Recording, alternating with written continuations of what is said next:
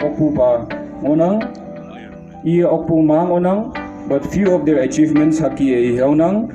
First Asian Sub-Junior and Youth Tangta Championship held at Indoor Stadium, Thanbat, Jharkhand, India from Tuyo Madam Haki e Honang. So we jump say the man.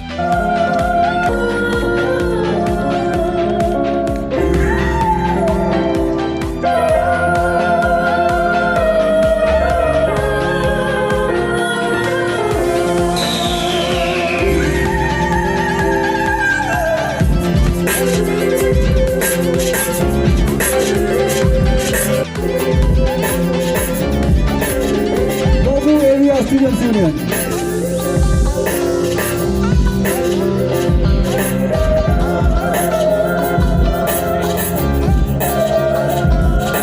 Konyak Students Union.